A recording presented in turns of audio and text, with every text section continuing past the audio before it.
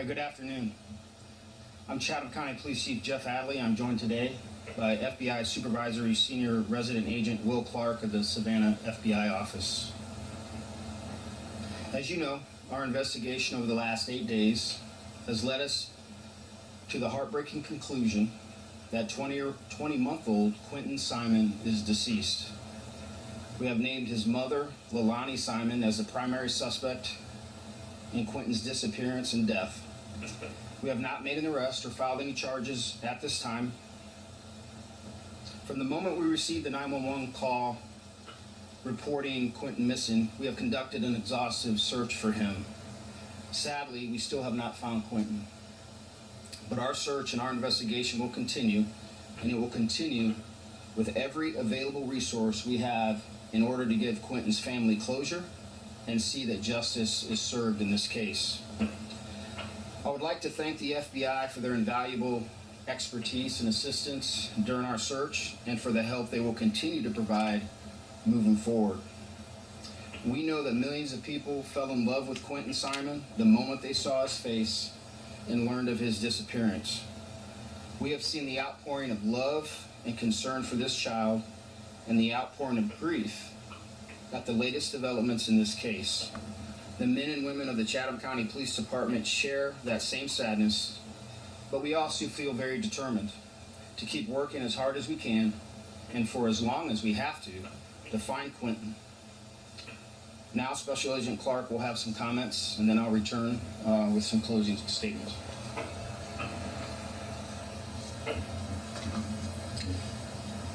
Good afternoon. My name is Will Clark.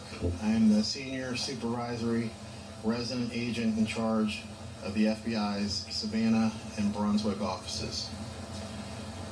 From the moment the FBI became involved in this investigation, our primary goal was to assist the Chatham County Police Department in bringing Quinton home and holding anyone responsible for his disappearance accountable. To the Chatham County community, our heart breaks along with yours in trying to comprehend what we believe happened here. The FBI, along with our law enforcement partners, have followed every lead, every tip, and every piece of evidence to get to this point, and we will continue to do so.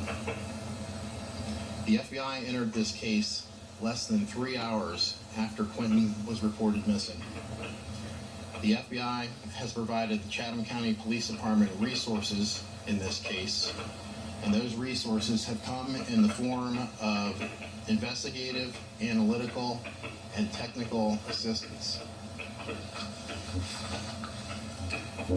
For the past week, over 40 FBI agents, analysts, task force officers, and professional sports staff who live in the coastal Georgia area have worked tirelessly and continuously on this investigation. Last Wednesday, we mobilized our Child Abduction Rapid Deployment Team, the CARD team in short, which brings with it experts from across the country who specialize in missing children cases. As needed, and as the investigation continues to progress, the FBI stands ready to deploy additional resources. In closing, we share the sorrow felt by millions and pledge every resource to assist the Chatham County Police Department in finding little Quinton.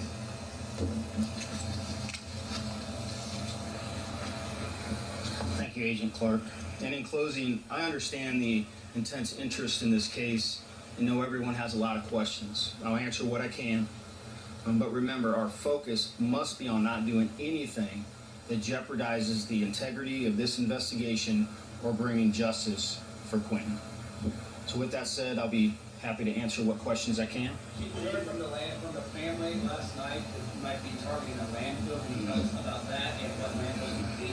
I cannot disclose any information relative to that. We will follow the evidence, and when our evidence leads us to search anything specifically or any specific geographic area, we will communicate that to you at that time. Why there was a tweet yesterday that said it was believed that Quinton was likely deceased and investigation continues. What is that piece of evidence, or why basically.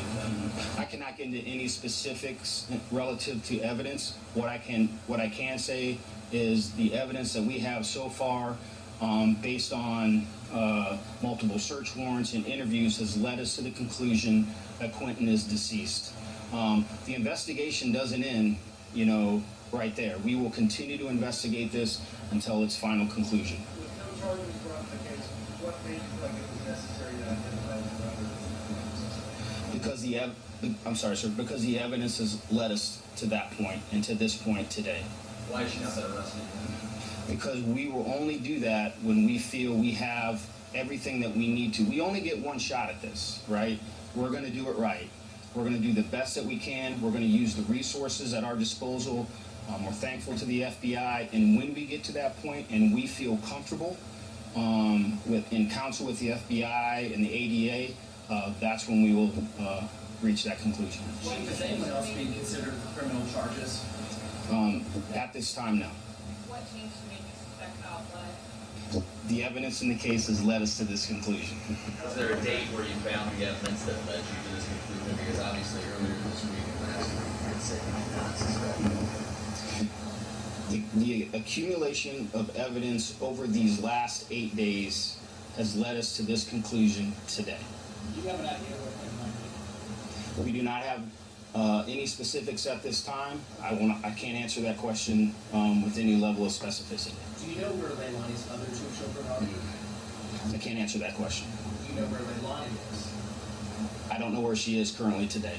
Was there any chance anyone else besides Leilani would be killed? There is no one else a suspect at this time. Leilani is the main focus of this investigation. Are you not concerned that you've now named your number one suspect out loud to the public? Is there not a concern she might take off? I can't get into any specifics, but we don't believe she's a flight risk at this time. All right, thank you. Appreciate your questions. Have a great day. On the ground conditions, the 11 Alive Thunder Truck, sponsored by Landmark Dial. Hello and welcome back to my mental health and crime channel. My name is Huda London. I'm a licensed cognitive behavior therapist and a licensed mental health counselor. Cognitive behavior therapist is a CBT therapist, like most of you all know. This case is about a 20-month-old baby. His name is Quinton Simon, or some of them pronounce it as Simon, but I'm sure it's Simon. Quinton was reported missing on the 5th of October, 2022. Quinton has an older brother and he has a baby sister who's, I believe, 5 months old. And his older brother is 3 years old. To start with, this is for entertainment purpose only. Everything that I will be discussing about this case will be the facts. I always try to stick to the facts. I do my research, but we are human beings, so obviously speculations will come in it. But I always keep my speculations to a limit, because as a mental health counselor, I am aware that there are vulnerable cases like this case, because it is a case of a baby, a minor. This case is a bit complicated and it's still an active case. You heard the FBI agent talking and explaining about the FBI's role in this case, and we heard law enforcement, the sheriff of Chatham County in Savannah, Georgia, explaining the reports that they have. To start with, most of y'all know the FBI, Federal Bureau of Investigation, its resources are always needed because they have the funding, they have the skills, and they have the experience of analyzing data, analyzing evidence, and working with law enforcement of where the alleged crime has happened or where the active case is going on. This case, I'm sure, has touched everyone's heart. But for me personally, this case touches home for me, not in a sense that I live in the United States of America. I live in UK. You can see Huda, London. I live in London. But it touches home because I'm a mental health counselor. I'm a licensed mental health counselor, practitioner, therapist, all the things that counselors stand for. Like you all know, counselors are the ones who do therapy. We do not evaluate patients. We do not diagnose patients. That is something done by the psychiatrist. Evaluation, that is the psychiatrist who is the specialist in the brain function. He's a doctor to start with, and then he goes into higher education. They usually know of all the neurologist ways that the brain works in, all the thoughts, all the process in the scientific way. But the difference between a psychiatrist and a mental health counselor, psychologist too at times, it's not all psychologists that do therapy. It's mostly counselors and therapists that do therapy. But in some cases, like long-time trauma, you see psychologists working more into that department. CBT, cognitive behavior therapist, was the founder of CBT is Aaron Beck. He died at the age of 99 in the 90s. He was a very wise and smart man.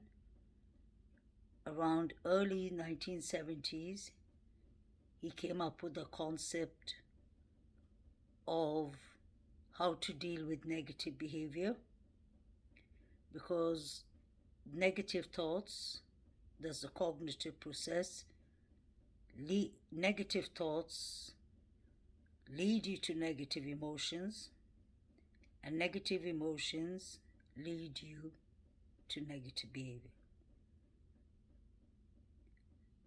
So cognitive, the cognitive stands for C, B stands for the behavior, T stands for therapy, or the therapist, CBT. So what he meant by is that, just say, I'll give you a good example. If a person is depressed, there's different kind of depression. As therapists, we do an assessment when a person is referred to a counselor by the doctor, the general practitioner, family doctor.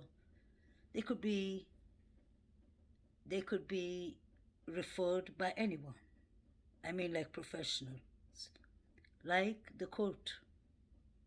The judge could give someone a mandatory reason for them to go to counseling. Example, it could be their probation, ways. A good example is like Candice Bly and Dawn Wells, who is serving time in prison, like we know, because of the DUI charges, driving under the influence. And one of the conditions and terms while he's serving in jail is that he does his mental health counseling. Mental health counselors work in different branches with different issues. Although I'm a cognitive behavior therapist, not just because I specialize in CBT, I work with family therapy. I've studied that, couples counseling, child psychology, rehabilitation, like drug and alcohol rehabilitation. So there's different departments but that is what we learn in the whole circle. But my specialty, would be cognitive behavior therapy. I love CBT because it's a here and now therapy. So just say if somebody is dealing with depression, a psychologist and an integrative counselor therapist, psychodynamic, would go more into your past. In CBT, we do look at a person's past. We do a case study of the person. We study our clients, but we try to deal with the depression, anxiety, PTSD, ADHD, autism,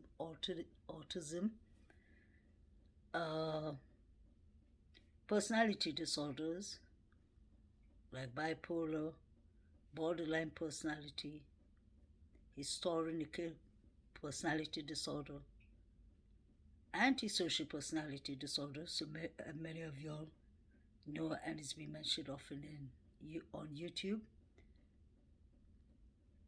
The right definition, obviously, is antisocial personality disorder, but many people use the word and the term psychopath. We deal with SO offenders, different kind of therapy. But going back to Aaron Beck was the founder of CBT, Cognitive Behavior Therapy. I thank him for that. May God bless his soul, because he did bring in something useful from Pennsylvania University in the United States. CBT is being proven to be a very effective therapy. I personally would say that it's not only effective because I see the feedback of my clients, of my family, friends, but it has changed my life in a positive way. Mental health counseling in general has changed my life because I have teenagers and I have a daughter who's 26 years old. I have nephews, I have nieces, although one of my nephews is 28 years old. No, he's 27. He's a psychologist with a master's degree, and I love to have discussions with him because I'm a mental health counselor. But he is an occupational psychologist, and we deal more with mental health cases. CBT is a here now therapy. It's very effective. I'll give you an example. Just say that we have somebody who's suffering with severe depression. They don't go outside. They don't like to socialize. It could be for different reasons. They could have lost their job. They may be in bereavement, that's grieving. They could have lost a loved one. They could have broken up with their partner or their husband. In the scientific way, they usually say once or twice or three times in our life, thrice, every person would experience depression. Anxiety too, but anxiety comes more of your surroundings. It comes more with stress, with other mental health disorders, with other physical health disorders, mental health disorders like bipolar, schizophrenia, serious mental health disorders, and even clinical depression. You will see some kind of anxiety and depression. And it is possible. I've seen people on YouTube discussing that you can't have both. Yes, you can have anxiety and depression at the same time. There's times you could be just in a depression mode for a couple of weeks, and there's times you could be back on your feet and you feel a bit better, and then things go a bit down. Then you start having anxiety, you start having panic attacks, and such things. So what we do is, I'll give you a good example. If somebody comes who's been referred, maybe just say the person will go to the doctor and they say, "Doctor, these days I feel unwell. My mental health state is not good. I feel anxiety, I can't sleep, or have depression." The doctor was asked them a bit about their lifestyle, what has changed, and such things. And then maybe the doctor would refer them to mental health counseling. And the people who come privately, pay from their own pocket, and call in and make a appointment. So there's different ways to be referred. Then I told you the mandatory counseling is from the judge. That is usually for people who have sex offenders, trigger warning, and people with maybe have suffered trauma. Maybe they're victims of rape, they've been raped, victims of domestic violence, many different things. So we try to we take a questionnaire form the first time they come in. They have to fill in the questionnaire form. There's boxes that they have to tick. Like we just ask some questions like, how high is your anxiety out of 1 to 10, example, in a scale of 1 to 10. How high is your depression? Such things. And then we have the skills to see what the person needs to work most on. Some people suffer, like I said, of both depression and anxiety. Some people suffer bipolar. Some people have drug addiction and alcohol addiction. And to be professional, not being rude, many of those categories who are suffering of drug addiction may come once a while. If it's not mandatory from the court, they may come one day and may not appear for 3-4 appointments. So counseling is something that has to be, therapy is something that has to be taken serious. It's something that, it's not like one session or 2 sessions will help you to change your negative thinking, like in CBT. So it's important that you finish, just say if it's 8 sessions, no, just say it's like 8 sessions or 10 sessions that may take 3 months, maybe once a week. It's important that the person comes. We try to listen. Active listening is a very important role that we do in counseling, that we're supposed to do as all counselors. But it's not like, like the ones you see in the movies, that you come to a psychologist's office or a therapist's office and then you lie on the sofa and then you just sit and clear out all your thoughts and just say everything you feel, and the therapist is sitting with their legs crossed and writing down notes and listening to you. Here it is more professional. It's like there's a table between the person.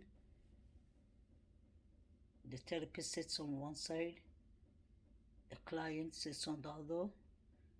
We refer our patients as clients. We call them as clients because patients is, we don't like to use that word.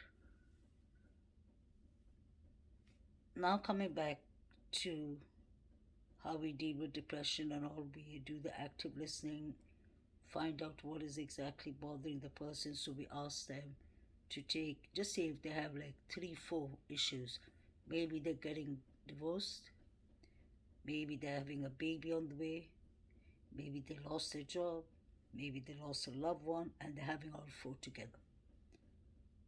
So the person will come into the counseling session like really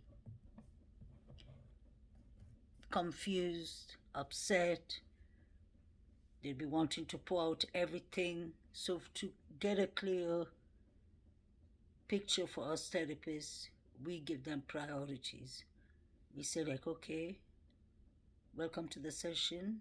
We read them the confidentiality rights, saying that everything we do is between us in this room and it won't go further, it won't go out. But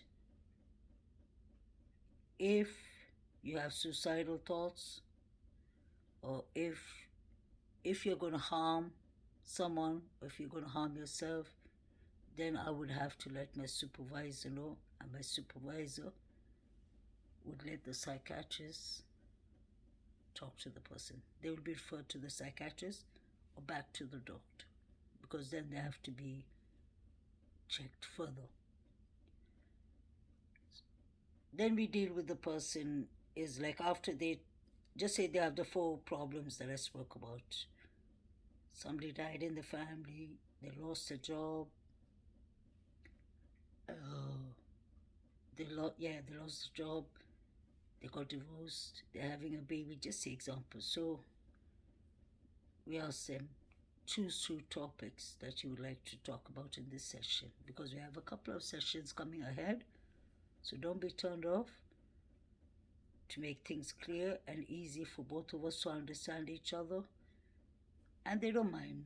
Then they say, oh, example, okay, I want to talk about my divorce, that my husband left me, I'm stuck with 3 children, and I want to talk about the changes in my life that I've lost my job. So we go from there, and then we listen to them, and then we ask them. It's more like challenging people's thoughts. So we ask them questions like, if they say, I feel always depressed, I don't feel like opening my curtains, I just overeat, my sleep pattern is bad, and all. So we ask them, what do you think you can do to change this? Example, things like that. So it goes for a couple of weeks. Many people misunderstand and think we counselors are healers. We are no healers, but we have the skills within the 4 or 5 years of going to university, how to deal with different problems, different issues, and how to help their clients. So that is about my job as a CBT therapist, and that is about how we work as a practitioner, as a therapist. But let me remind you all to be mindful that there's different type of counseling. So not all of the other counselors work in the same way as us. I'm mostly talking about cognitive behavior therapy by Aaron Beck. CBT is proven to be very effective, especially with depression and anxiety and PTSD and other mental illness. Because just say when you go to serious mental illness, according to me, the way I see it, like bipolar, schizophrenia, they have a lot of depression going on there. They have a lot of mood swings. They have a lot of anxiety, panic attacks. So that comes back to CBT. It's not because I'm a cognitive behavior therapist that I'm advising anyone who has such kind of problems. I would advise you all. If I wasn't a therapist, I would have definitely gone to a qualified professional CBT counselor, therapist, practitioner, because I think it does miracles in people's life. I've heard many people saying that. Very few people give feedback that it's not for them, because maybe they're suffering of long time trauma, and that would be more psychodynamics branch, that would be more a psychologist's branch. Now that I've explained that, let me come to this subject. Today I thought to start with, I would love to thank each and every subscriber of mine for all your support. Although I have a small channel with, I believe, 740, 738, 39 subscribers, I love, respect each and every one of y'all. I love your comments. That's why I always take my time to reply. And in case I miss anyone's comment, I'll go back and check, which I doubt. I may take a day or two, but I make sure I reply to each and every comment. And I'm sure you'll have noticed I always write, stay blessed. I love that line from when I was young, because all of my friends, even they learned that from me in university. Like you said, I don't like to say goodbye for some reason, because goodbye is more like goodbye, yeah, but then I feel like it's kind of a long departure. But I say, see you next time, stay blessed. And I really mean that from my heart. When I put up hearts and say stay blessed, I really do mean that, because it's really important in this difficult time that we've had the COVID epidemic. We've had a lot of changes in our life, including me, and most of us. We're used to working from offices, then we had to start working from home. And you can imagine most of you are parents looking after teenagers.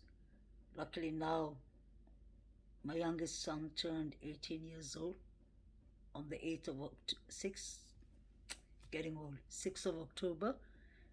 So he's the youngest one. But I remember when COVID happened, he was 16, and he was doing year 11, I believe, and 10. He was the end of year 10. And it was, I don't know what to say, it was really tough working from home, making sure he was working from home, because he had his online studies. I remember there were times, like he's in his room. The older one was quite good in doing. He was in his first year college, but he's always been very more structured in doing his college and all. He takes that serious. He doesn't like to sleep without doing his homework. But the younger one he's a handful at times. But now he's 18, he's growing out of it. So he's not like doing his homework. And when he was online, the teacher would tell me, like, the teacher would, all of a sudden, I'm doing my work and I'm in the sitting room on my laptop, and I will get a message from the secondary school, and it's his teacher. So he'd be like, sorry to disturb you, Huda. Is your son so-and-so awake? So I'll be like, I woke him up. Isn't it the second lesson of the day? So he'd be like, yes. So he'd say, yeah, but your son didn't tune in. I'd be like, no, I'm sure. I just went to the kitchen. I went to his room. He was up and he was sitting up. And so the teacher laughs and he says, just go in slowly and check. And I go in and he is actually snoring. And he would get up quickly and he'd be like, no, I'm hearing. And his teacher would be like, calling out his name and says, stop doing that. I know you were snoring, because the whole of the class online heard you. So from then onwards, it became a regular habit for me to take away his privilege of doing his work in his room, I let my other older son do his work in his own room, but this one had to come to the sitting room and do it. So he tried to stay awake, and then he gets, on his break, he get a text message from a friend. He start talking loudly, and I'm doing an online therapy session. So it was a lot. It was a lot. Thank God, in a way, that COVID was over. So what I mean is, like, the epidemic has caused us all a lot of stress, a lot of anxiety, a lot of change in our life. And it was sad because we have regular clients that really need mental help, that have more serious conditions like schizophrenia, bipolar, and such things. And it was difficult for them to do it online. Obviously, they couldn't socialize much with people because of COVID, because of the epidemic, so I could see a lot of strain on them, and that strains us too as therapists. But thank God that time is over, so I can imagine for all the people who've been through it. That's the reason I always say stay blessed, take care of yourself. Usually people say take care of your physical health, but I wish they made a new slogan to say take care of both your physical and mental health. Mental health is so valuable. It's so important. It is so important that people don't understand that your physical health affects your mental health, and your mental health deteriorates your physical health. They are kind of combined, like your two hands. After saying that, like I said, I would like to thank each and every subscriber of mine. I find you all to be really decent, intelligent, mindful, caring, very passionate people in all the cases that we talk about, all the news clips that I upload. The reason I do that is it's not because I'm lazy, it's because sometimes it's better to hear it from the reporter themselves. And when it's important, then I sit and talk about it, although these days I haven't had much time to do it. So now let me get back to the main reason as I wanted to do this clip. This clip is about Quinton, a 20-month-old boy. On the 5th of August, to start with, Quinton has a mother. He has a grandmother in his life, the grandmother's partner, or maybe the grandfather. He has an uncle in jail who is in for homicide. He has his grandmother, like I said, and his mother. And he has a brother, older brother, and a babysitter. And the mother's new boyfriend or fiancé, I don't know which one is true, so I'll keep it to her partner. This case is really tragic, like most of you are watching are aware of. Quinton, his grandmother took custody of him and his 3-year-old brother Zane. This happened a couple of months ago, I believe. The mother took custody, mind you all, because the mother was on drugs, she was on addictions,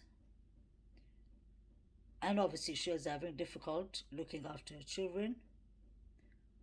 So the grandmother, to get custody for your grandchildren, or for anyone to get custody over children, you have to go to the court process. So the grandmother got custody of the children. She still had her daughter, who has drug addiction, who's on probation, who she and a partner are involved in domestic violence. Allegedly, according to the grandmother, her daughter and her daughter's partner have damaged a lot of things in the house. A lot of domestic violence has happened. Law enforcement have been called twice to the property. And the daughter didn't want law enforcement to be coming to the property because she has a probation.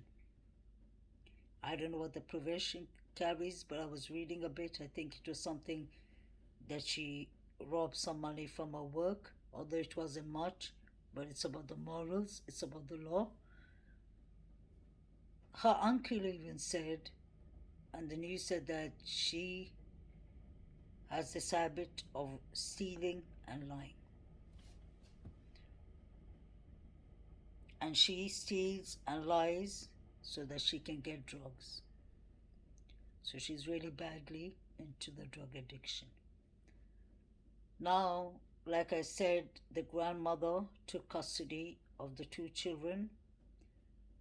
And we keep on forgetting because I don't see anyone mentioning that on YouTube. Today I want to talk about not only what happened and is happening because it's an active case up to now. I want to talk about how we can prevent such things from happening again and again. We are still dealing with a similar case like Quinton, 5-year-old, 6-year-old Precious Summer Wells. Summer Moon Wells is still missing. Whether she's abducted, whether her parents are lying, whether her parents sold her, whether her parents accidentally killed her, whether it's foul play, Summer is gone. Like Dawn and Candice has said. Candice said in a famous interview, I opened the door and asked where the boys where Summer was, and she said she's downstairs, and I went downstairs. She was gone. That is exactly what she said. So we are dealing with a case like that, and this case seems to be very similar, although, there is actually a grandmother involved. In that case, we had Grandis, I keep on forgetting, aka Grandis Candy Hero. But this one is more, it's a hard pill to swallow. Because the grandmother, to go get custody, you have to go through the courts. For the courts to give out custody to someone, at least in the UK and in Europe, it takes a long time because they do thorough checks. The CPS and the law enforcement and the mental health counselors, the GP, the doctor, general practitioner, all of them work together. The schools, the school nurse, the school counselor, everyone, families, whether it's uncle, aunts, neighbors, everyone is indirectly or directly involved. They would have done, if it was just say London, UK, just an example, a thorough check would have been done. There would have been regular visits by the CPS to the house before even the law, the judge signs out the two boys to the custody of the grandmother. They would see if the house is fit enough, if the children are well fed, well clothed for each and every weather, that they are loved, cared for, they're eating healthy, such things. And after that, even if the court allows that, if the judge allows that, then the other part comes where CPS comes in physically to monitor and check if the children are doing well. In the United Kingdom, if, example, the grandmother took the custody of the children because her daughter was unfit and there was things going on, because the neighbors have always said they have reported it to the CPS, just like Summer Wells' case. Number one, CPS would have gone to the court and asked for a gag order that the mother cannot live in the same household as the children, if the grandparents are looking after the children. They wouldn't take the mother's rights away from her, but since the custody has gone to the grandparents and law enforcement and CPS see that it's in the best favor for the children to stay with the grandparents, what they would have done definitely is made sure that they monitor the household, even indirectly, ask the neighbors, ask the postman, ask the milkman, ask the local shops if they want to. Although they don't tell you they do that, they do that. There's eyes and ears everywhere, which is in a way good because to prevent such cases happening here. In this case, there are cases that happen in the UK. I'm not saying that there isn't. But for a case like this, or for summer to happen, to start with, the Wells and this Leanna, whatever name is, wouldn't have been roaming free. All of them would have been inside till somebody snitches and tells the truth. The law enforcement would have gone to the court and got a gag order or got some kind of a order to take the children, place them with relatives that don't have contact with these families to start with, and then they would have dealt with them.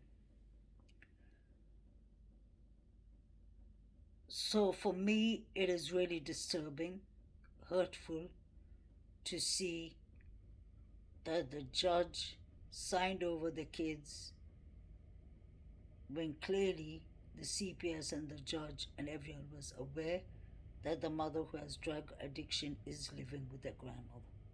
Not only is she living with the grandmother, her partner is living with the grandmother and the baby.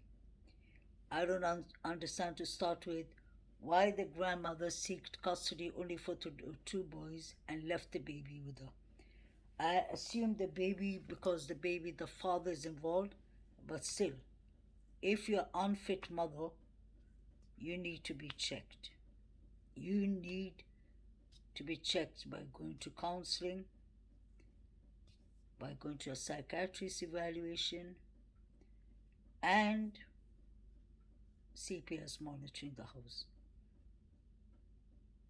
So this does not make sense to me at the start.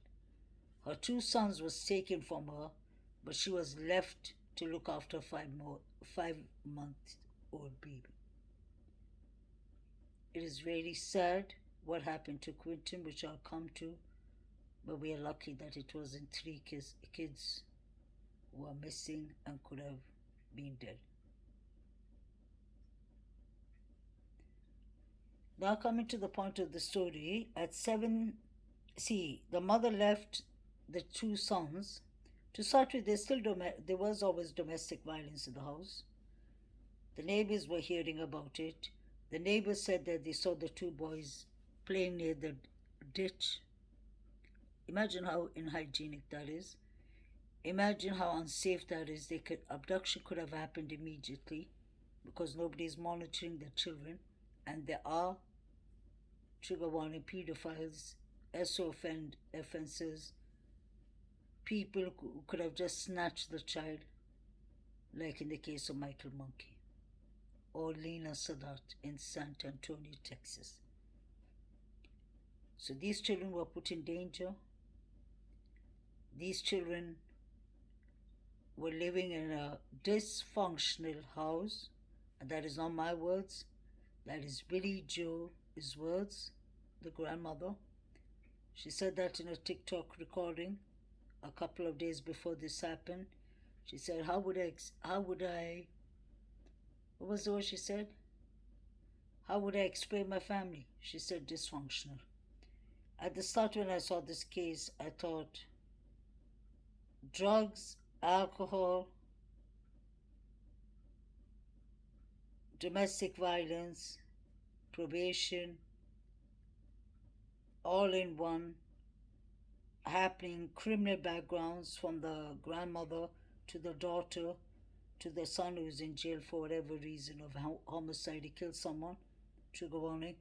So all I see is a lot of rage, anger. It was, the right word is, it was dysfunctional home with the right ingredients of a perfect storm. How this went unnoticed by the CPS, was informed of it many times, is really bothering me.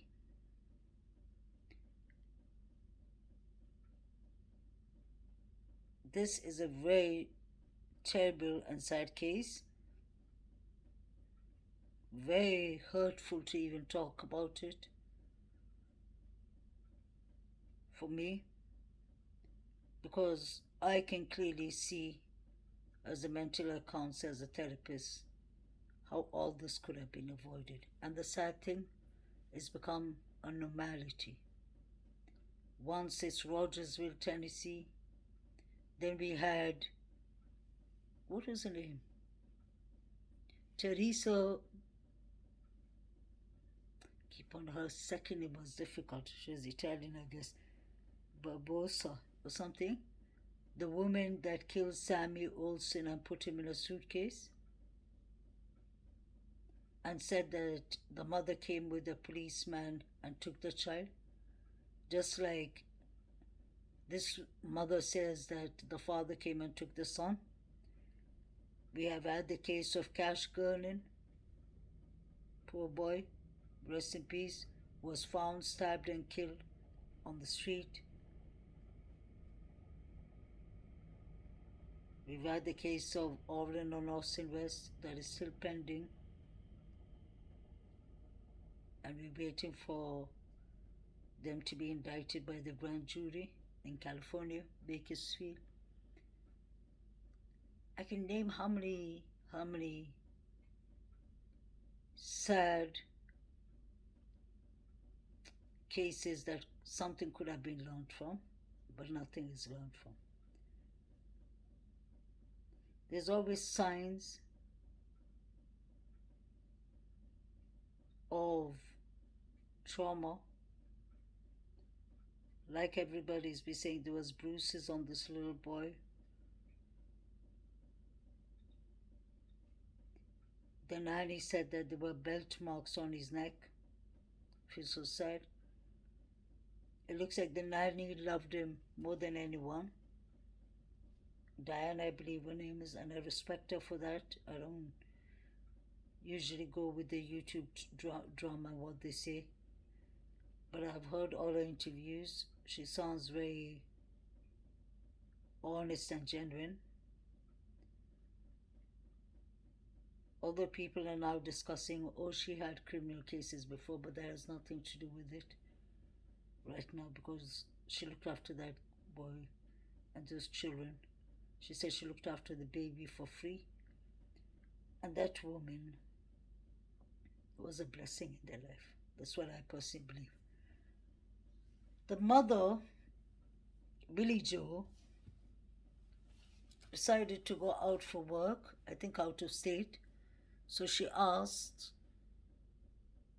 the neighbor, the babysitter, to look after the children till she comes back, and that I believe she's supposed to look after them for full time. But the very next day, the mother called the babysitter and she said, just do your shift from 5:30. The babysitter said it was supposed to be between 5:30 to 3:30 in the afternoon, but she said they would come and pick them up at 6, 5:30, 6:30. So that was the deal that was given. Unfortunately, the deal wasn't kept because the mother called and she said that my children were taken from me when I was young. They were under CPS for a while till I got them back. And I don't want the same to happen to my daughter. She wants to be a better mother, so I'm going to give her the chance. So she told the babysitter, look after them from 5:30 to midday in the evening. That was the agreement between them and the babysitter, and that the mother and her boyfriend would come after work and pick up the children. 5:30 in the morning on the 5th of October, the boys are supposed to come But then the babysitter got a call from the mother, Lilana, I believe her name is, and she said that do not bother, the boys ain't coming today, so you don't need to babysit them. The babysitter was a bit surprised, but she said okay, and that was at 5:29. The babysitter said at 7:30 she was on her way to McDonald's, quite early for McDonald's, but that's her choice. And she said that while she and her daughters were on the way to McDonald's or coming back, the father called asking her if she's seen Quinton. Why would she see Quinton? Although they told her that they're taking a day off. So she said she immediately after McDonald's went over to check if there was any way that she could help the family. And she asked where Quinton was. They said he was missing. She asked for how long, and they said for a while. So she said, could I enter and help you to check the cupboards and all, since he's a kid and he may be hiding somewhere. The father refused her, that is the father of the baby girl, and he gave her cold licks. So she said she didn't bother. The search continued going for a couple of days up to today, but luckily the FBI, the forensics agents, 40 of the excellent agents, drained out the pool. They went inside the house. We don't know what's it called? We don't know what results they have come to, but they drained the wall to check for foul play. And apparently, allegedly, this woman said, the mother, that she was looking after the children at her house, and around 6 o'clock, she said she got up and Quinton was nowhere to be seen. So she's trying to imply that somebody abducted the little boy. Luckily, the FBI came out yesterday and announced that the mother's the main suspect and she's not a flight risk. The little boy is allegedly dead. Nobody's heard from him. She could have thrown him in the rubbish bin, God forbid, or anywhere else. But this is really sad. Now coming back to the point, or to summarize this, I really believe that this could have been done in a better way by the neighbors, by the caretakers, by the parents, knowing that the mother was vulnerable to the children. But unfortunately, that did not happen. What can they do to prevent such things from happening? I believe CPS needs more resources so that they don't overburn themselves working 12, 14 hours a day. I just hope that they had a regular job. And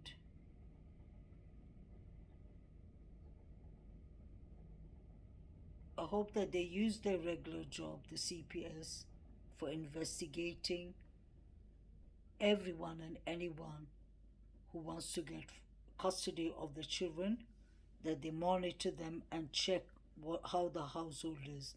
Over here in UK, if you have domestic violence or if you have anything with children, and if you call Popo, Popo won't come alone. As soon as they see around, they get a quick idea and they call the CPS. So I believe it's really important for the CPS and Savannah, where this happened. I believe it's important for the CPS, the courts, the FBI and law enforcement to sit and figure this all out. It is really sad that a little boy has lost his life, and the mother says that she was hallucinating or something. So I hope that they really come and check. No, she didn't say she was hallucinating. I'm really sorry about that. The mother said that she told her mother that she killed, trigger warning, Quinton, but she can't remember what she did to his body. So I don't know if that is amnesia or hallucination or whatever, but most likely I thought of it a lot, and she could be right. Somebody told me in one of the chats There's no excuse. Stop defending her. I'm not defending her, but let's not forget that when people are doing severe drugs and for a long time, it is very possible to get a blackout, and it's very possible if you've had like mental illness hidden. It's very important to focus on that. She could have had a psychosis episode like Darlene Brown had with Cash Gurnan, so that he couldn't remember the whole story. And that's what she's trying to say. I don't understand why she's not searching, why she's not bothered. But obviously, she's wanted by the FBI. So I'd like to say thank you to everyone for your kindness, for your support, and stay blessed. Love you all. And I hope this little boy gets justice. I hope he gets a decent burial. And I forgot important thing, his older brother Zane, his father, spoke up, and he said that he saw bruises on his son. He saw his son wearing winter clothes in a humid summer day. I believe personally that she was very, very depressed too, because we saw it on Crime Stories Obsessed. Please like, share, and subscribe to her. She's excellent. We saw that she spoke and she showed us proof of all she showed us proof of all her Facebook, what the mother was writing about her depression and very dark thoughts. So I'm not making excuses for her, but it depends what drug she was doing, how long she was doing it. She could have had a psychosis episode and done something to the boy. Since she's saying that's not my words, since she's saying that she cannot remember what she did to Quinton, but she remembers some landfill. Law enforcement are checking on it. I know many people are upset in this case, saying that why aren't law enforcement arresting her? It's not actually, honestly, it's not all the time I agree with law enforcement, but in this case, believe me, I do agree with them, because they do have evidence, but I'm sure they do not have all the evidence they need. The body's missing, so they don't want this case. The best example is they don't want this case to become like Barry Murphy. No body, no crime. So they want, I'm sure they must have bugged their whole house, and I'm 100% sure that they're following all of them, especially the grandmother. She's making TikTok videos acting like she's sad and depressed. I'm sure she's sad and depressed. I hope she feels guilty because she was aware of her daughter's situation. She had no right.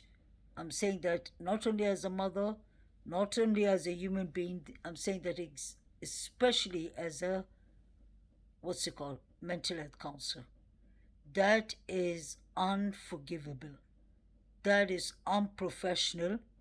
I mean, from even the judge who signed over the papers to the mother.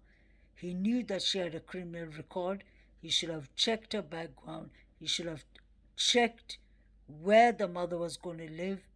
As soon as he saw that the mother was going to live with the grandmother, he should have refused to give custody to both of them. Because you can't have a mother who is completely on drugs, on heavy drugs, and she has her boyfriend there, and her boyfriend is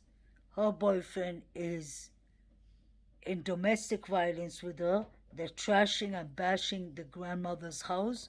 So this is really serious. You can't have such things going on, because they gave the custody of this 20-month-old baby to a mother who is really, really destructive. Guys, just hold on 1 second. Over here. That's my son who's just asked me a question. He always has to interrupt me when I make a clip. It's either him or it's my cat, Sammy.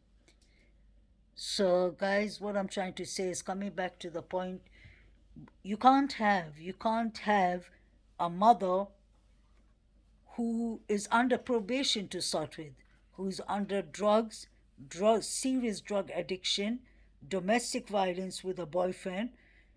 The children have been told by by the by the neighbors that the children have been seen by the neighbors that they were playing in ditches where there's dirty water and everything. The children were badly bruised. I don't understand why the grandmother, who has a criminal background herself, got custody of the children. So in this case, it's we are so good in blaming CPS all the time, but this time I will defend CPS because this was over their hands. This has to do with the court order by the court. So when the court gave custody to the grandmother, they should have checked her background. They should have monitored her. They should have monitored who is living in a house, and they should have. The daughter got probation. Let's be honest. When you get probation, you have to have an address so that they can track you down. Others, you go back to jail. So the daughter gave the probation address as a mother's address. We don't have to be genius or detectives or law enforcement to put 1 + 1. That is true. The mother and the grandmother and the boyfriend who was a part of the domestic violence, and maybe even the grandfather, were all living in this house with the children. So that is not only the grandmother's fault for taking custody, that is on the judge. I hope he sleeps well at night, knowing that he gave these 2 babies to the wrong person. Then CPS, I would blame them for not taking the neighbors seriously when other neighbors have said that they've complained to them. That is true. But then CPS, I'll defend them a bit by saying, I've noticed in the United States, I'm really sorry to say, and in many states in the United States, CPS are very less funded than they're supposed to be. So that means CPS has agents that are working over 10 to 12 hours. They could have 6, 7 cases. They can't focus on all the cases. And they're human beings. They make a wrong decision and think that this case is more important than this case. And I'm not saying they ignore cases, but they don't have the means to be checking into all these children. So this is not only an accident, this was preventable. The woman should have never got custody of those children. I'm talking about the grandmother. She should have been sent to a parenting course, because do not forget, she lost her children to the social service, and her children were under the custody of the state for a while. So that shows that I would have said that is a negative. This is just doing a simple maths. You have a mother who looks like she herself is under pills or something. If you look at the TikTok videos, she's overdosing herself on something. I can understand if somebody says that, yeah, because of the mess and because she can't believe that Quinton is gone. Yes, I do understand. But that's the time you're supposed to build yourself up, be strong for the family, be strong for your daughter, and tell her to get her ass, sorry to say, I've never said that word, in jail. Or to get her ass to law enforcement and explain exactly what happened. Because she could have had a psychosis episode, and if she did have that and she can't remember, they need to send her to the mental health counselor. They need to send her to the psychiatrist, send her to the mental health team, so that they bring it out of her. Or police integration. But the police are thinking right now that let her talk, which is right in a way, but at the same time, if I was the police, I would have taken her quickly for a psychiatrist evaluation. Because some people actually do confess to the mental health, all the things they do, and we are not supposed to, we have to tell a supervisor if they harm someone, if they harm themselves and such things. And when cases like this happens, the psychiatrists, the therapists, you'll have noticed mental health counselors and the psychologists and psychiatrists, doctors are always called in court.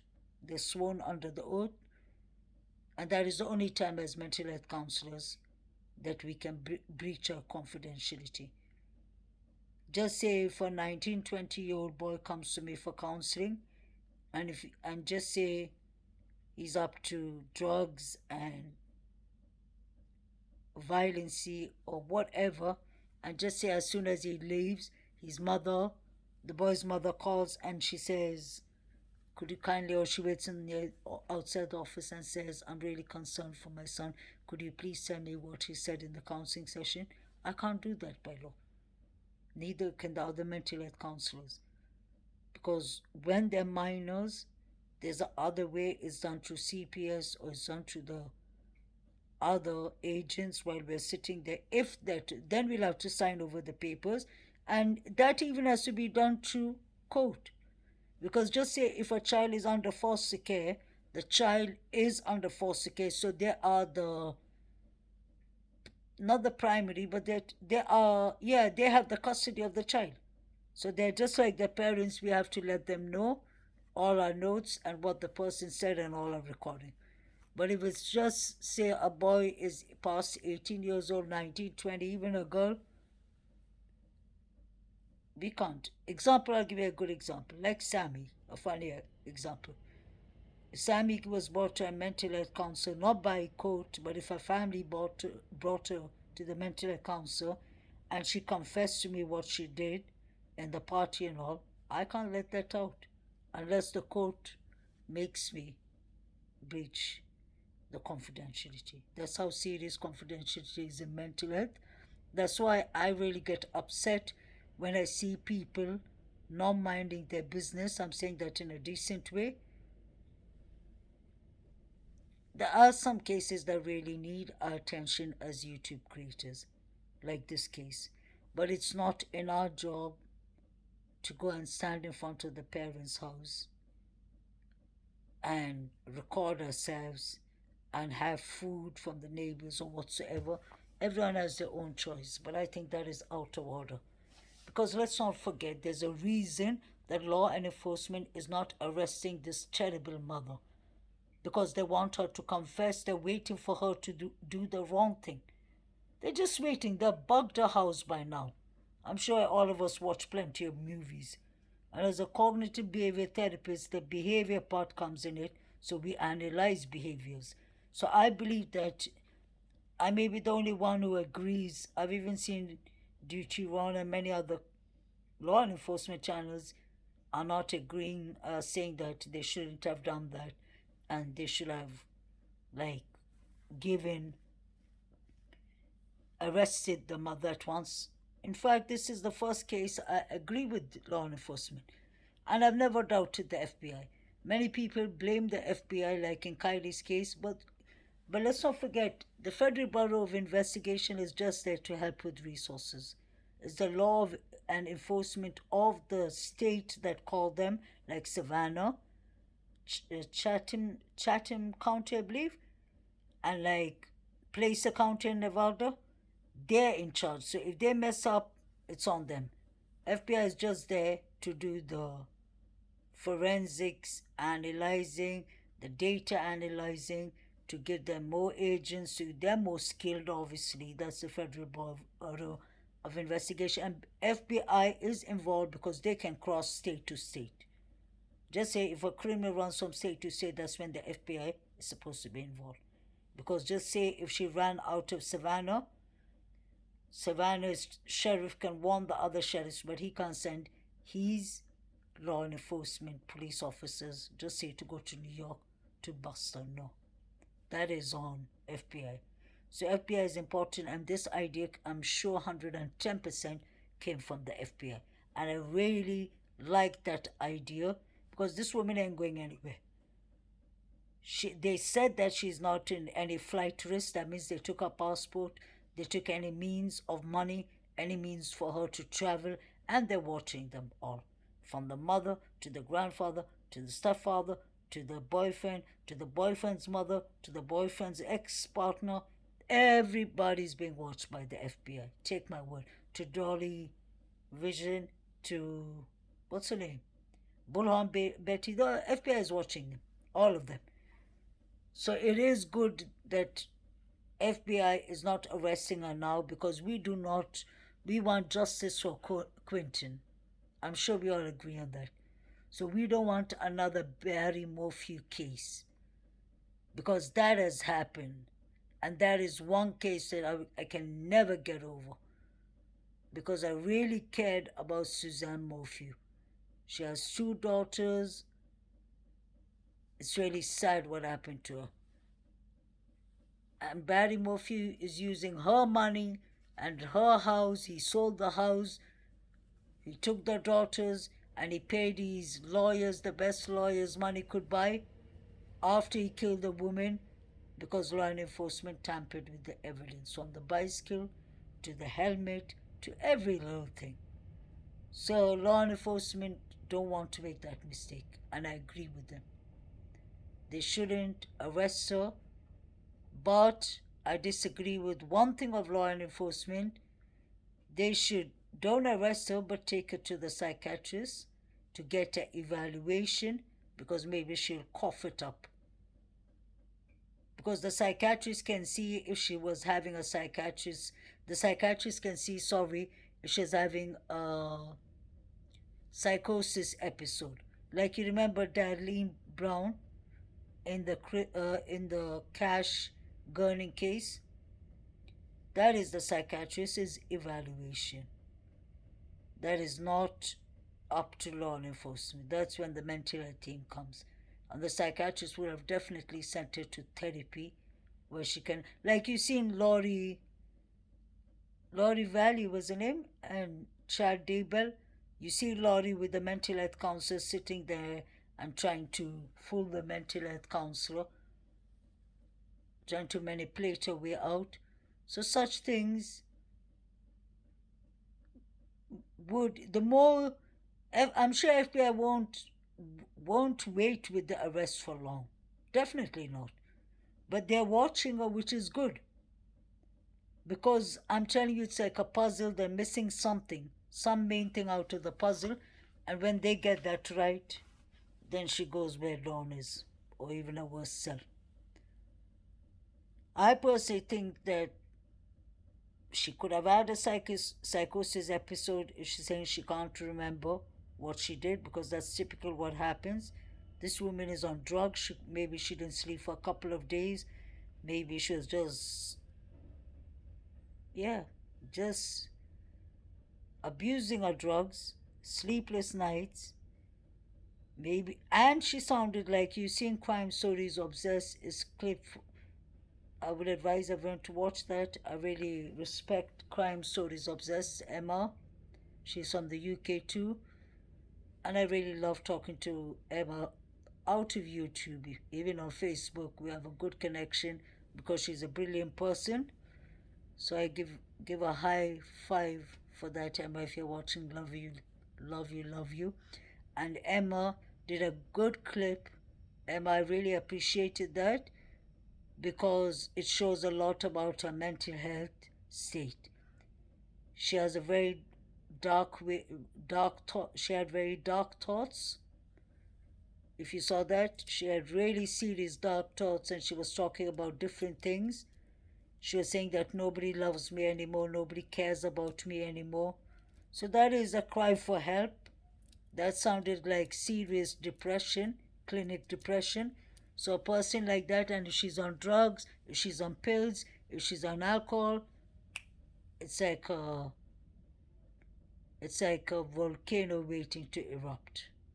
It's just sad that the grandmother loved her to look after the 3 children. And my question till now is, why did she choose Quinton? I always think about motive. Like, this channel is called Mental Health and Crime. So I love my crime too, and I always see how the mental health and the crime comes in together. I wonder what her motive was. Allegedly, this is not a fact. I always say, when I know something is not a fact, which is very few times, I heard that she doesn't have contact with Quinton, his father, and that there was a dispute about the DNA, about who is Quinton's father. So I wonder if, because the other father, she knows about him, although he lives, he said 2 hours, 3 hours from the child. And I wonder, that father that spoke, Zane's father, the older boy's father, I'm a bit upset with him too, because things he said, he could see that his son was being abused. He said he saw bruises on his son. So why didn't he ask for custody? He was saying, oh, it's because I live a bit far away. I would have, as a father, if I saw that the mother of the child, my ex-partner, was abusing the child, I would have traveled, I mean, from Timbuktu to Savannah. I mean, from Beijing to Savannah. I mean, from UK to Savannah. So forget about 2 hours from the corner. He has 2 children of his own, but he should have prioritized Zane, because it's sad that Quinton is dead, but that could have been Zane and Quinton that she could have killed, and the little baby. I heard that, I'm not sure, guys, this is not a fact, but I heard that Danny, I believe, Daniel is his name, ex-partner, the recent one who she has her daughter for, I heard that he took his daughter to his family. I don't know if that is the truth or if it's speculations, but I read that on Facebook.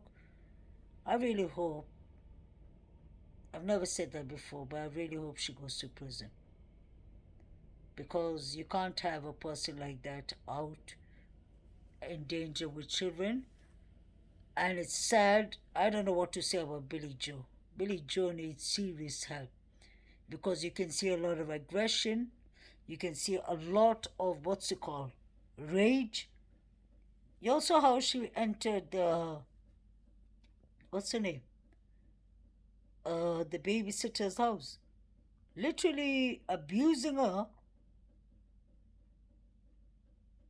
mentally, physically, verbally.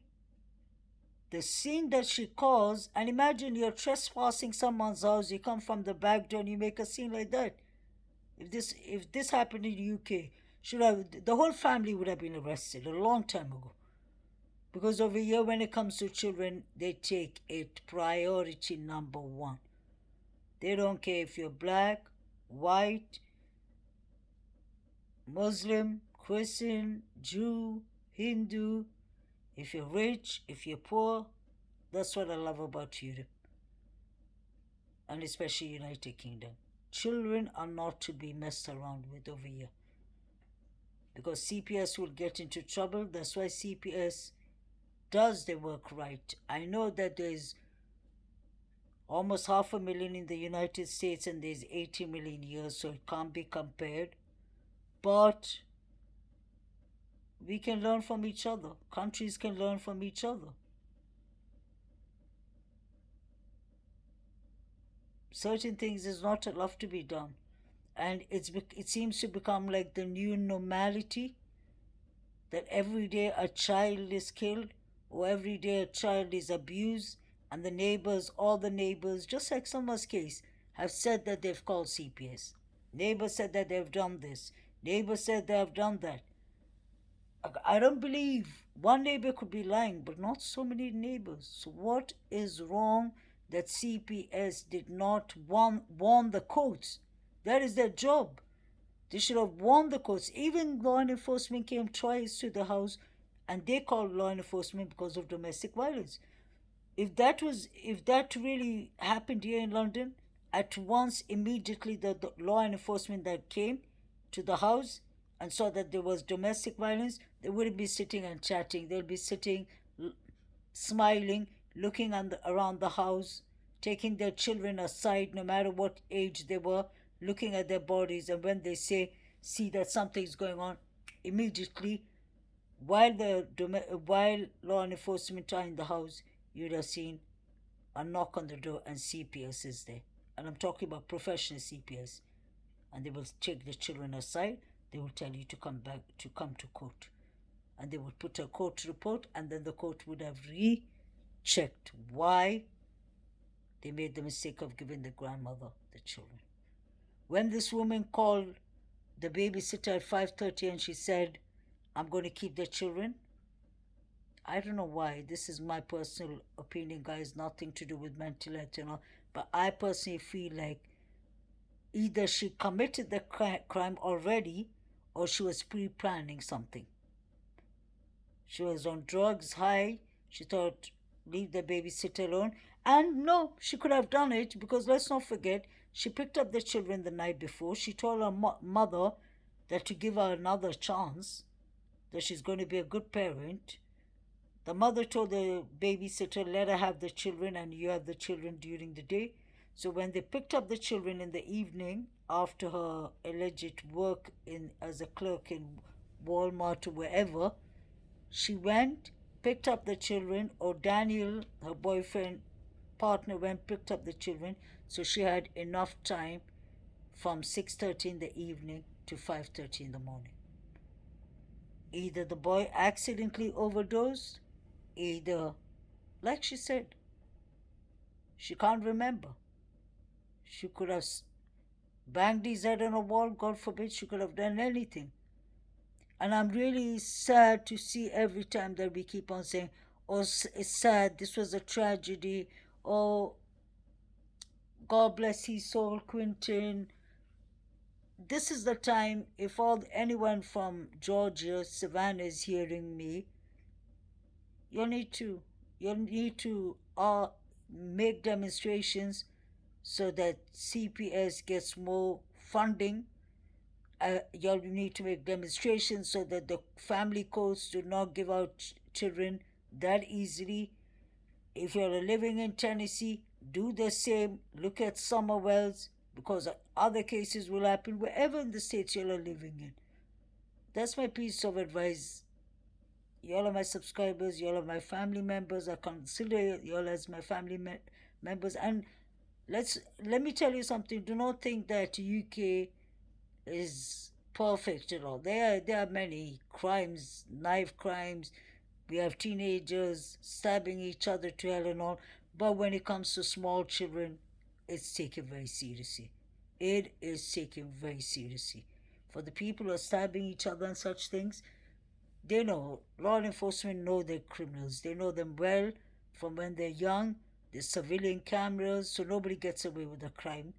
That's why Scotland Yard is one of the best yards, one of the best law enforcements in the world. And that's a known fact. I remember we used to read that in books when we were young, and Sherlock Holmes and such things.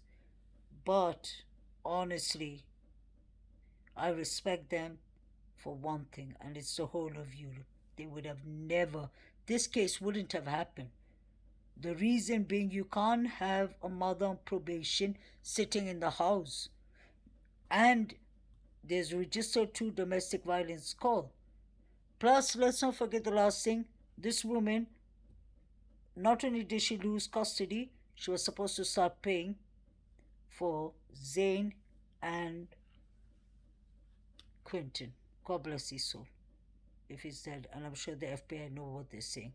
They wouldn't have come out publicly and said that.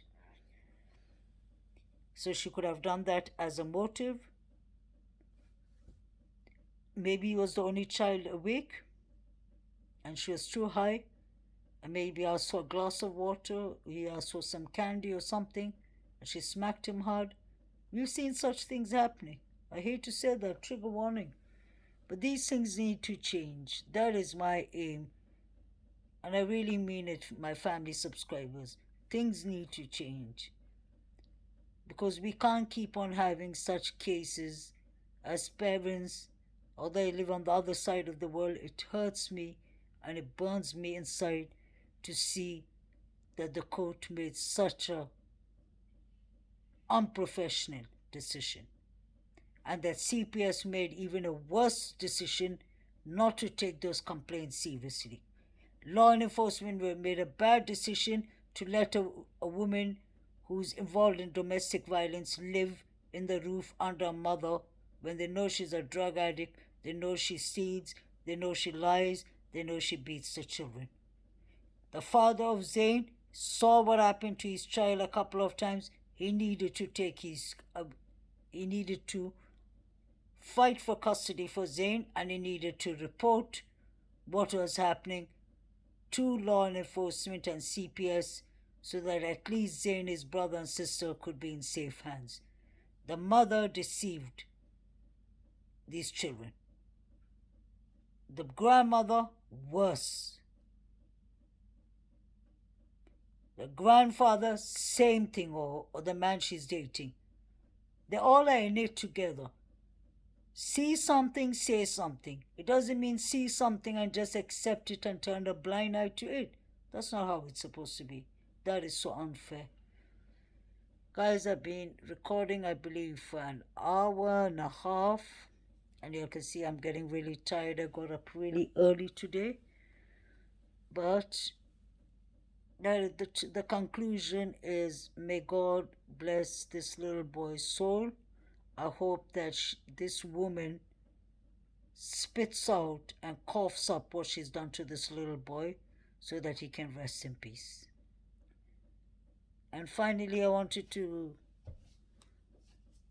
mention about the Kylie Rodney case, although this is strictly about Quinton's case, but I just wanted to put in my opinion.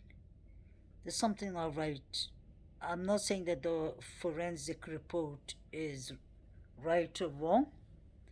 I'm just saying I just don't feel that this was an accident, because they said that in the report that there wasn't any alcohol in Kylie's alcohol wasn't in a high level. Then that would make Sammy a liar, which she always is. But many people, Jane Doe 1, Jane Doe 2, Sammy, and many other people said that Kylie was intoxicated. So what happened to the alcohol and in her blood level, in her liver, in the liver tissues? But I'm sure they're going to say that her body was too long in the water, and I don't buy that. Whoever did the report did it too quickly, and I knew something was wrong. Remember I told you before, how come they let us see the fire camera first 8 days ago, and I told you all, I have a feeling the report is going to come after that.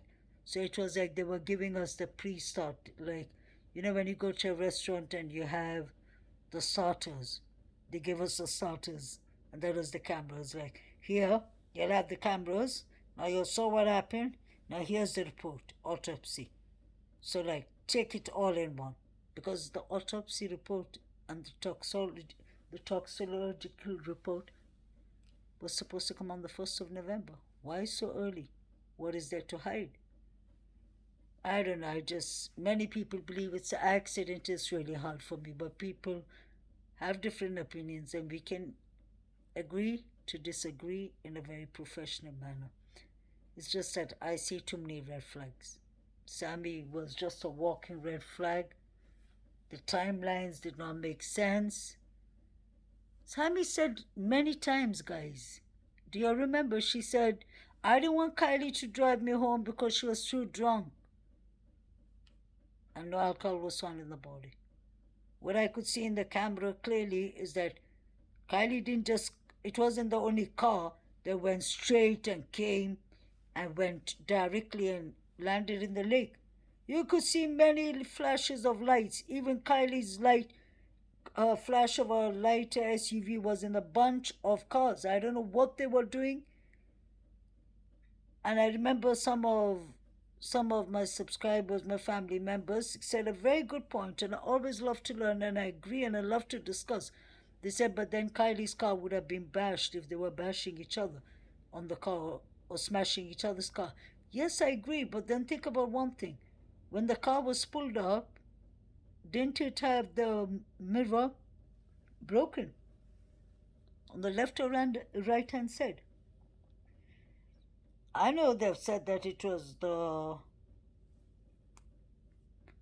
The law enforcement that broke it, I find that difficult. Why would they start pulling the car and just break one mirror?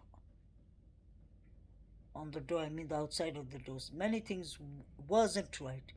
The position Kylie was in the back trunk. That's what they told us.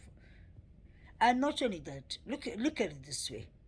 That's why for anyone who still thinks it's an accident, all I would say is remember Adventures with Purpose, although they're not law enforcement, but they're very experienced with bodies underwater and vehicles underwater. Nick was shocked. Sometimes actions speak louder than words. His eyes, you saw the way he was breathing, trying to catch his breath, and he said she was in the trunk. She was in the trunk of the vehicle. And then he said something, and then he said, call law enforcement. So whatever it was, they're covering up something. That's what I personally believe. Because how come Adventures with Purpose found the car within half an hour? And it was only 500 meters from the lake where Kylie's phone was last pinging. It was only 14 feet deep. I know the water levels went a bit down when Adventures with Purpose found it, but it wasn't that deep. 14 feet is not that deep. Something is not right. And I know that there were some children there that his parents have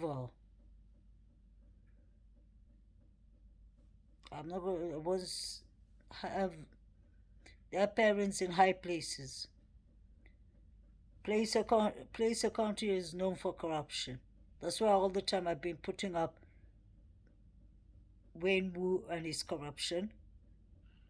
He won his sheriff job by cheating and corruption against his opposite partner.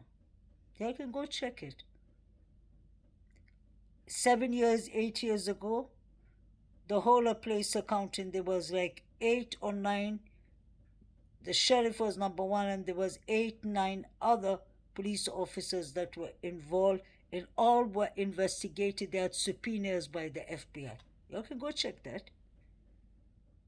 So this is a very corrupted law enforcement, and I'm saying that right out. I guess like they say, what happens in Vegas stays in Vegas. What happens in Truckee and Nevada stays in Truckee and Nevada. That's what I believe.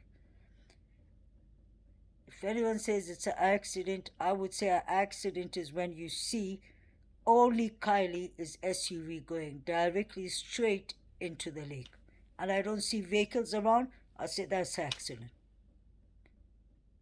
So now they're trying to tell her she didn't have alcohol in her body. So try and understand. Let's see this. I just remembered it. If she didn't have alcohol in her body, why would Kylie go and take a wrong turn and go in the lake? Please explain that. Because apparently they were trying to tell her she was intoxicated. That's how she landed in the lake. So now they're trying to tell her she's sober. Why would Kylie sober end in the lake? Never thought of that before. This is a corruption. The report came too early. The cameras came 10 days before. And look at the cameras. You can see there's something physically going on with when all the flashing headlights of so many cars, they come from the, what's it called? What is that place called? They come from the sanctuary. And they all drive towards the lake, but they don't go towards the lake. They stop.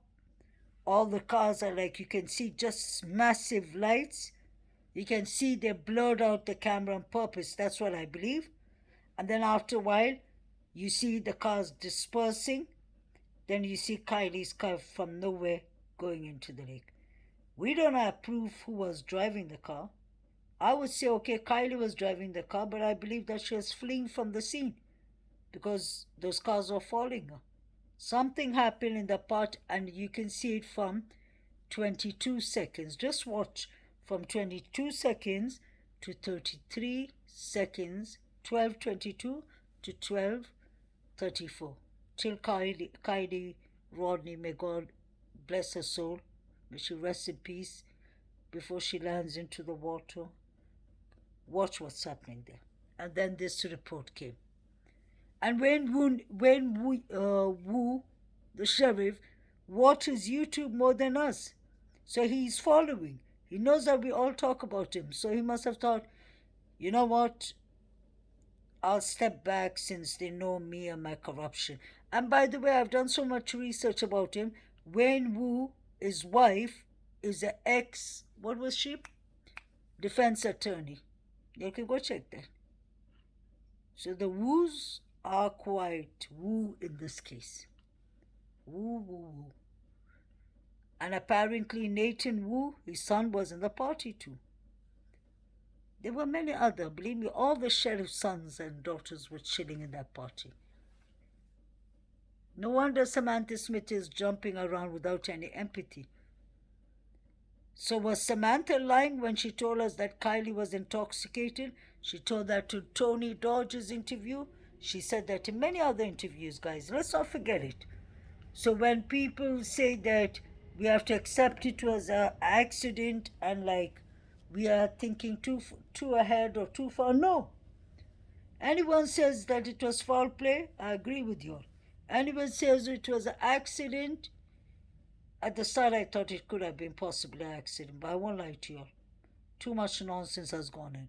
So either Sammy is lying, which she's good at lying, but Sammy kept on saying we drank from the same glass. What about Jane 1? Jane 2, those witnesses, they said Kylie was intoxicated. They said she couldn't even stand barely on her feet. So how come that hasn't come out of the autopsy reports? If Kylie was not intoxicated, like they're saying, they said her alcohol level was normal, then why would somebody who wasn't intoxicated, who grew up in Truckee, who knows those areas, go straight when she knows the lake is in that direction? I don't buy it. Mr. Wayne Wu, nice try. I'm really saying that. I really feel sorry for that girl, but I just have a feeling, and I always knew, because she's a minor, they're not going to put out the whole report. And believe me, the mother must have said, you know what, even if she overdosed with fentanyl or anything, they don't want that to come out. So I can respect that. I can understand that. I think the family and Placer County and Nevada County sat, discussed it with Sammy. They decided, you know what, we'll write in the autopsy report. It was written, I understood later on, the autopsy was written by the female sheriff. You remember the one who came last time, the last reports to talk? That woman, sorry to say, the chubby woman, she came and she was the one talking. And she was the one who did the autopsy. And they brought her for backup when things were getting sour. When people were saying, why is Sammy running the investigation or not? That's the time they brought that sheriff. And because YouTubers and social media was on Wayne Wu's case, they told Wayne Wu to step aside because he's done enough corruption and he's dragged their name down. You can see, the report is written by her. It's written by Sheriff, was her name Jennifer or something with J. And then I remembered the female sheriff, it has to be her. Really sad, really sad. But guess what? If the parents can live with that, because that is their job to get the truth out. Maybe they know the truth, and maybe they want, that's why maybe now it makes sense why the mother was telling us to mind our own business. Because the autopsy report was going to come like that. Maybe they didn't want the world to know what happened. Or maybe they all had an understanding and they did a settlement. I'm sorry to say. It's just really weird for me. And the good thing is I've been checking other channels, and I was in Duty Ron's channel and watching Ed. He didn't say it wasn't an accident, but he said that there was many things missing. There's many things that didn't make sense in the autopsy report. You can watch it. And he's a forensic. He's been working with autopsies. There's something not right with this case. And Sammy kept on saying Kylie was intoxicated. That is the reason I don't want to drive with her. I hope she rests in peace. Anyway, guys, I'd love to thank you all for taking your time to watch this clip. Sorry. Got something in my throat. Just hold on. Sorry.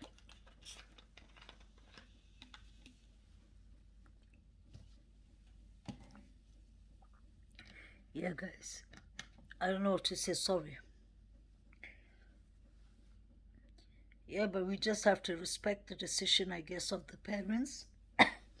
That's what counseling is about, to be mindful.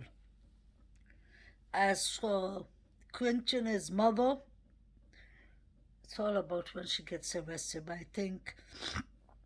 I really think it's so unnecessary for YouTube creators to go there and just to get views and subscribers. People would do anything, and I have to say that really hurts me, because this is children who are victims. It's really sad, really sad. Where's the boundaries? Where's the mindfulness? Where's the manners? Where's the ethical morals? Where's the respect? Where's the self-respect for Dolly and for Bullhorn Betty to be there? This ain't the Kylie.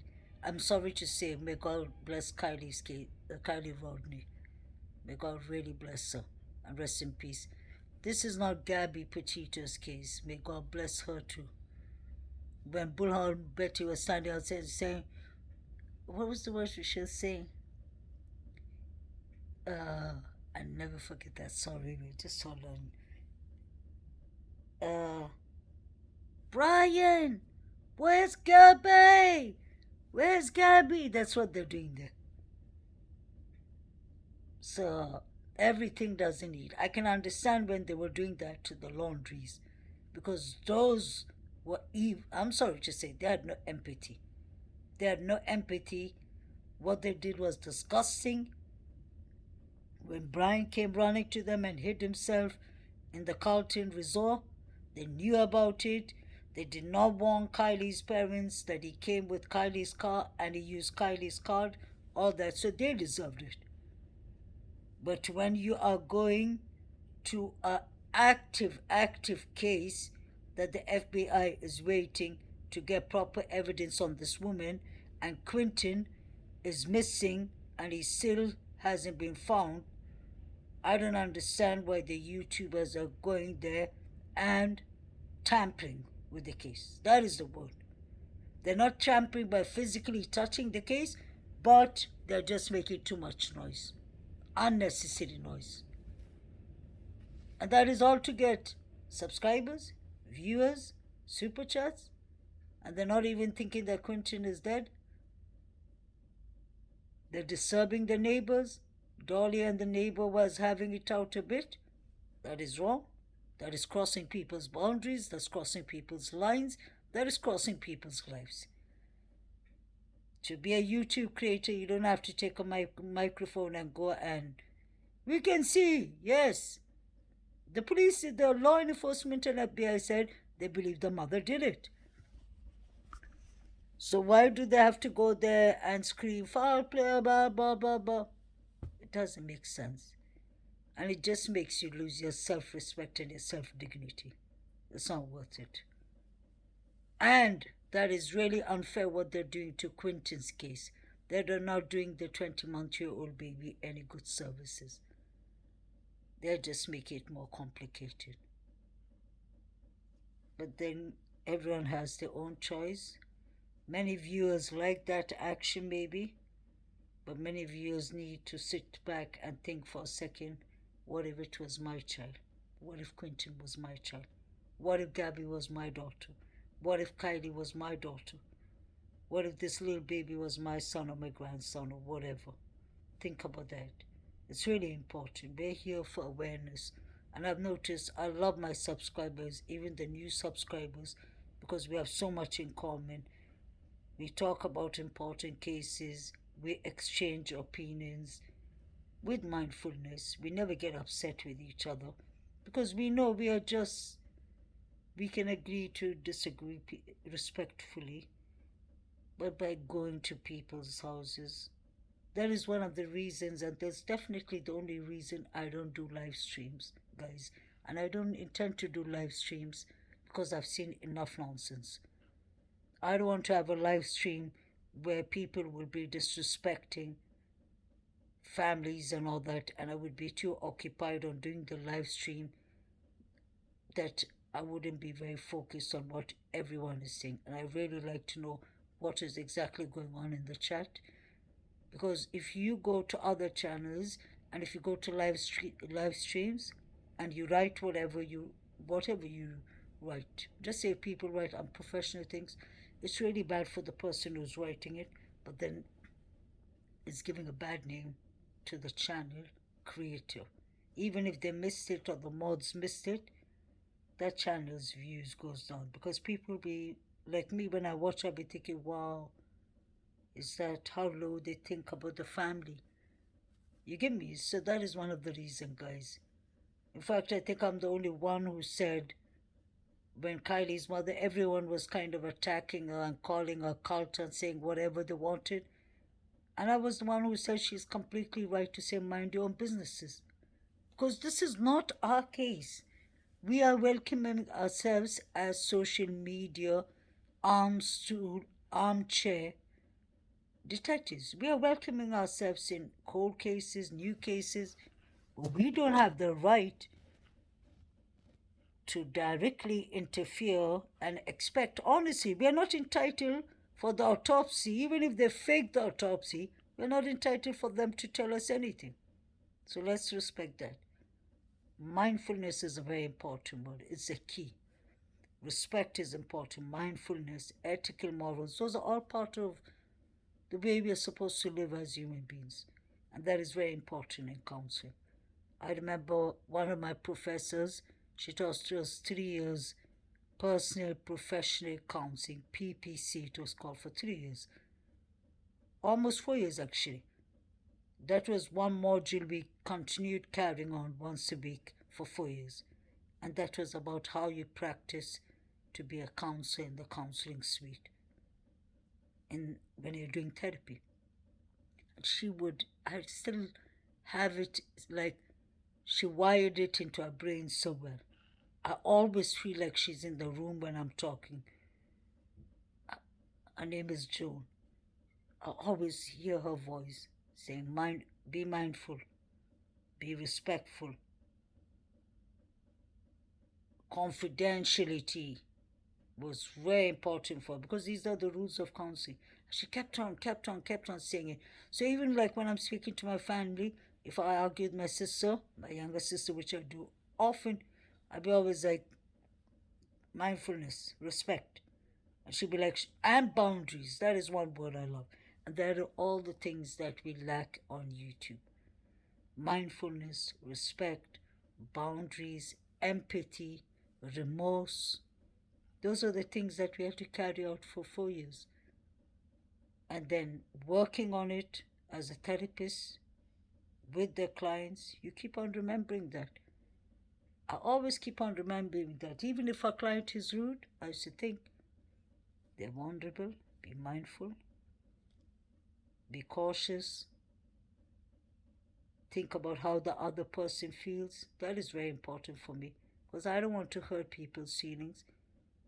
I don't want Kylie's mother to be watching, or Michael Wong Monkey's parents to be watching, and seeing us all accusing or talking bad about them. I really hate to say that. I know I could do a better job in not saying anything bad about Dawn and Candice Wells, but I do that in a mindful way because I'm not going to let the guilty just go and ride on while poor Summer's still missing. That I'm going to point out. My awareness is always these days about fentanyl overdoses, which is really extremely important. Guys, Halloween is coming near, holidays is coming near. Look after yourselves, look after your teenagers, look after your loved ones. I'm pleading with you all. Fentanyl is here to kill our young children. It is here and it's really doing bad in the United States. It's coming from Mexico and all those countries. So I'm not saying anything disrespectful about Mexico, but this is the facts. These are the resources. Please, guys, please, guys, please, guys, look after your loved ones. Do not let your children have candy in Halloween. That would be my advice. I know children can't be stopped, but if it's family members and neighbors that you're close to, everyone needs to check, observe the candies, what they buy. Look after yourselves, guys. Everything these days is laced with fentanyl and opioid. You can see fentanyl does not discriminate. I put into the clip of a famous football or something baseball player. He died of opioid and fentanyl. Be careful of the pills you all take, guys. Look after yourselves. Look after your loved ones. Look after your children. Especially let's look after our children. Let's be mindful. And I'm not saying to be a nosy person, but we don't only have to look after our children. Let's have eyes around and check what's happening so that cases like